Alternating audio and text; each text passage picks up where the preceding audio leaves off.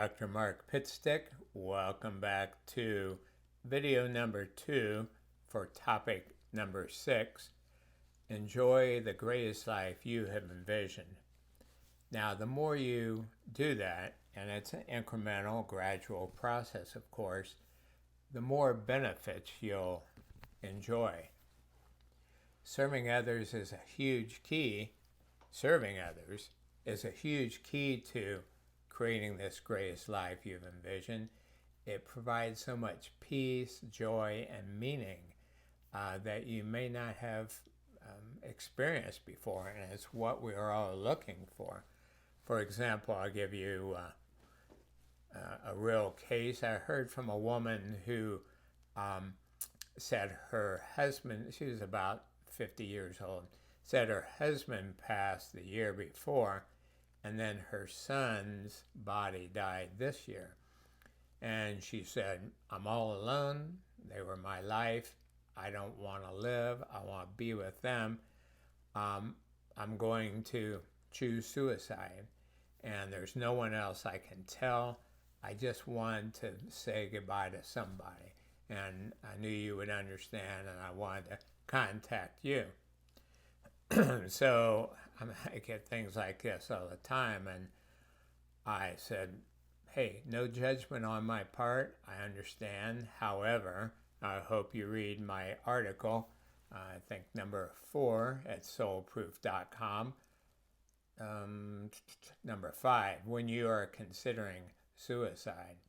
And then consider that actually you may not see your son and husband as soon as you think, because if you're at the point of despair where you do in this earthly experience, you may need a long time of rest and relaxation and recharging and healing showers and so on. So actually you may see them more quickly if you stay the course on earth than if you take this action. But I said, whatever action you take, no one should judge you, because I know you're going through immense pain. Well, I didn't hear back from her, and for all I knew, she had gone ahead with her plan. But then about 6 months later, I got an email from her, and she said, I just want to let you know I'm still here. She said, I took your advice, which was serve others.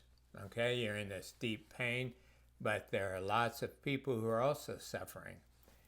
Transmute your sadness, suffering, pain into higher energies of service. Honor your husband and your son. Do this work in their name to create more meaning to their lives in passing.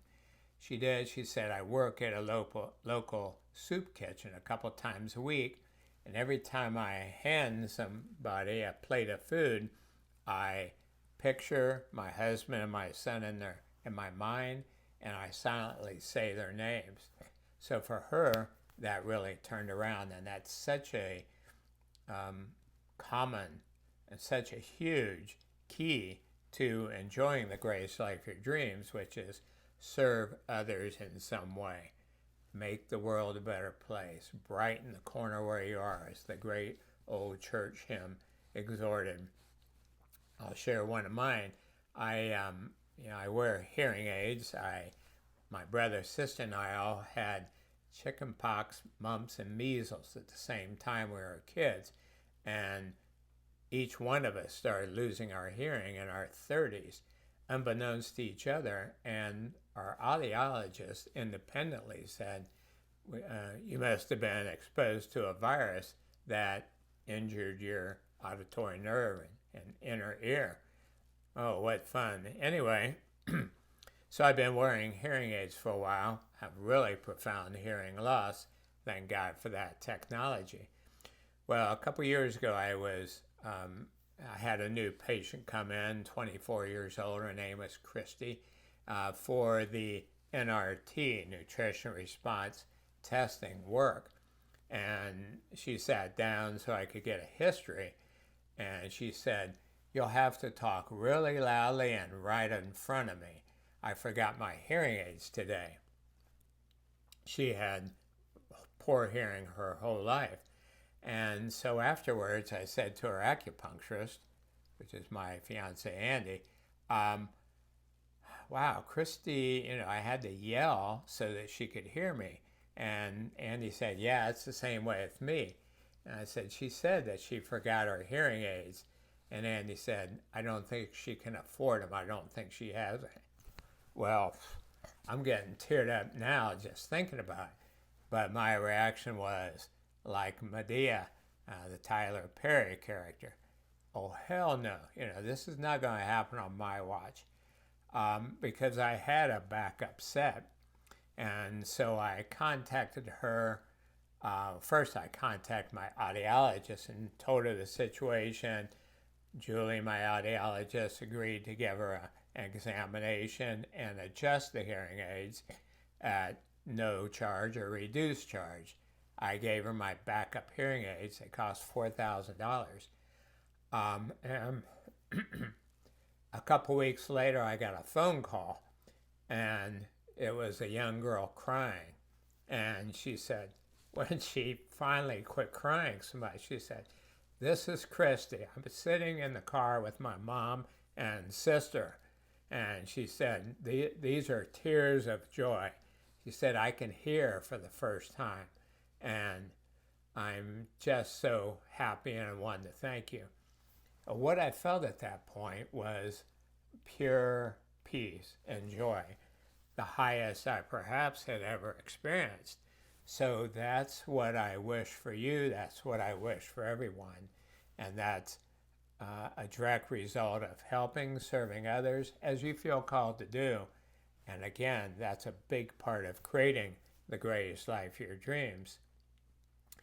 So once you've got that greatest life of your dreams, at least improving, it's an incremental, gradual process, you'll enjoy many benefits. For example, much less or no fear about bodily death. You'll know without a doubt that death is a see you later, not a goodbye.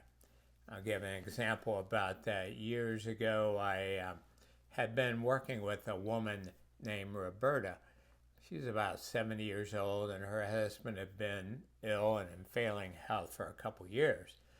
Well, I started seeing patients at 8:30 in the morning, and she was the first one. And I could see she looked really bad. Her eyes were red, looked really tired. And I said, Roberta, what's wrong? I really knew her. I said, you're not looking so great. What's going on? She said, oh, my husband died. And I said, oh, I'm sorry to hear that, but not surprised.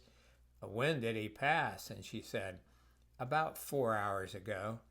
And I said, oh my, we like our patients to keep their appointments, but we certainly would have understood even if you didn't call, And she said, I know, that's what my family said. She said, I told them at a time like this, there was no one I would rather be around more than Dr. Pitstick. And I was like, wow, what a huge compliment. But it was because I was holding that space. I don't have any fear of death anymore. I have fear of anything else happening because I know the big picture of life. I have that peace that passes understanding, and she wanted to be around that energy. She wanted to be with that versus people are saying, "Oh, we're so sorry." There's a time to pass on. That's part of life. Another benefit is that you'll be able to better sense your loved ones who have changed worlds. We've talked about when you have higher energies, peace, joy, love, compassion, enthusiasm, versus fear, depression, hopelessness, you have that higher energy, and so you're more on the same wavelength as your loved ones whose body have died. Most beautiful story I've ever heard about that. I was presenting to a group of about 20 parents at Helping Parents Heal, and a mom named, we were going around in a circle and sharing, and a mom named Sandra said that both of her children passed, a girl and a boy, And a couple of the family, the other parents said, "Oh, we're so sorry. That's so tough." And she said, "It's okay." She said, "Really, they're in touch a lot, and I can perceive them." And she said one of the most recent things happened when she was getting in bed and she heard her daughter's voice at the foot of the bed and said, "Mom, can you see me?" And Sandra said, "I can hear you, but I can't see you."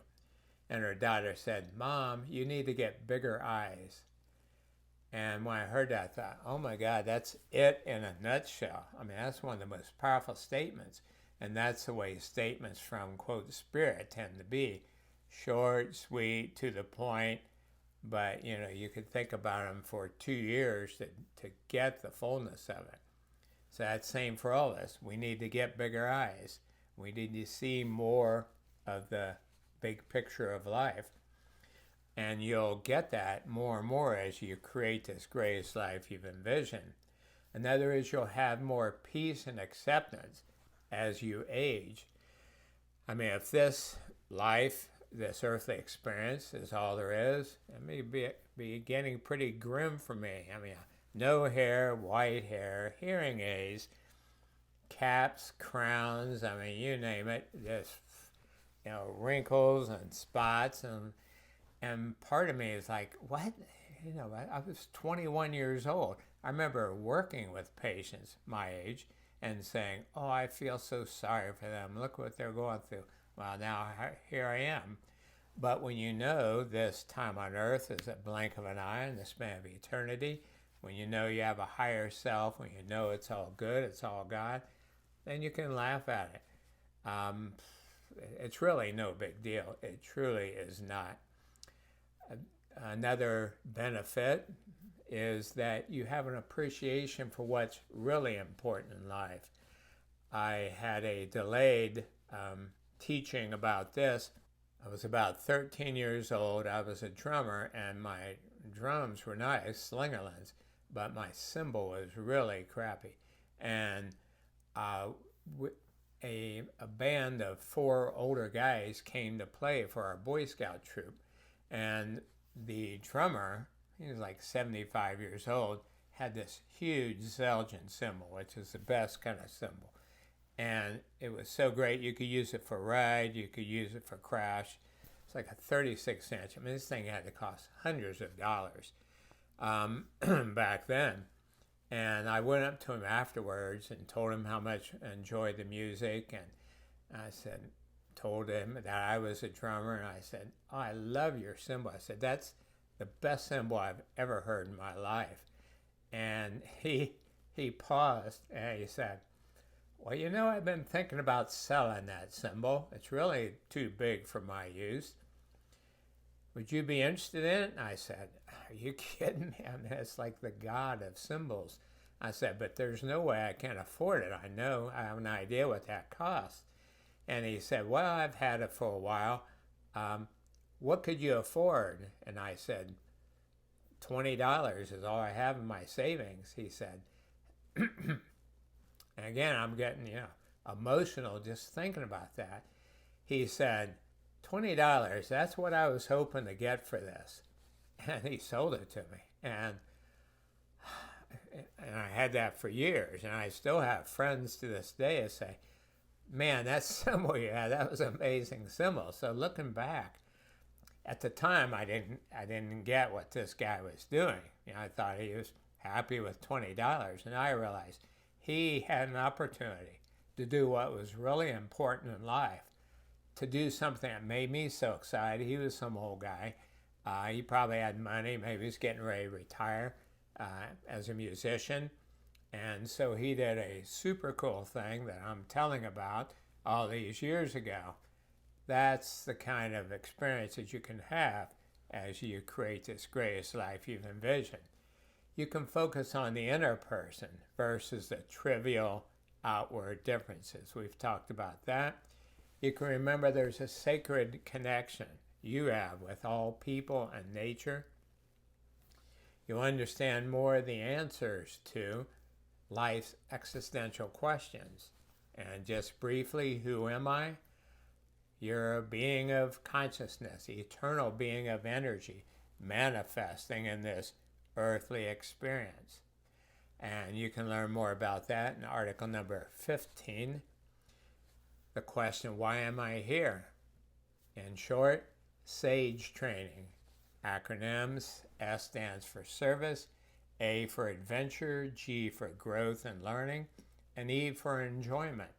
And I talk about that in article number 80. What happens after I die? We've already talked about that. If you're more evolved, it's like walking through a door from one room to the next and say, hey, okay, let me charge up a little if needed, but how can I help? You know, what are the adventures here? What game shall we play today? And article number 107 about that. Is there a God? Yes, but maybe not the type that the church of your youth taught you. And learn more about that. Article number 13. Why is there so much suffering? I like the Buddha's answer the best, short and sweet. He said, why is there suffering? Simple, 2 reasons: growth and service. And I discussed that and much more in article number 29. And then the most important question we can ask, while I'm on earth, how can I best live? And I discussed that in article number 112 and this course. I mean, that's ultimately what this course is about. How can I have the best earthly experience, do what I came here to do, and so on. In the 3rd century before Christ, Aristotle said, let us live as if we were immortal. And that was an amazing statement back then. Wow, what a mind. Let us live as if we were immortal. Now, in 2024, with all the clinical and scientific evidence we have about the nature of reality, we can say more assuredly, we are immortal. Let us live accordingly. And again, that latter part is up to you. What does that mean for you? What does that look like? Certainly not the same for everyone. So, to learn more about this topic, I recommend that you read the following articles and take relevant action steps. Number 21, identify and fulfill your highest purposes. Number 100, enlightenment. 112, creating the greatest life you have envisioned. And 117, you might be more evolved if. Kind of a fun Jeff Foxworthy-like examination of if you're evolved. Also, I recommend that you use the Identify and Fulfill Your Purposes and Enjoy Your Greatest Life Technique audio program. I know, long title, but we're covering both those things, especially focusing on the second part of that session, enjoying your greatest life. After you use that or read the article and learn more about it, then you can write out your plan for creating the greatest life you've envisioned. After each session then, maybe you want to use it once a week for a while, you can expand your vision. You can write more in your journal, in your file, about what's that greatest life look like and what are the action steps to reaching it. And again, this isn't going to be overnight process, of course. It actually is what we work on through eternity, because there's no ceiling to this. You just get more and more close to the divine, and at some point you can merge if you want. Or you can know you're totally one and have all sorts of adventures and be like a bodhisattva and help others. Another thing I recommend is that you share what you're learning from this process of searching with trusted family and friends. For many years, I enjoyed being in a mastermind group. You identify several really close people you know and who love and trust, and meet with them once a month or however often and talk about, okay, goal is for us all to create the greatest life of our dreams. What would that look like? What are the steps to getting to that? It's a wonderful adventure. So this is the end of topic number 6. Enjoy the greatest life your dreams. Thank you for using it fully and sharing it with others. Let it shine.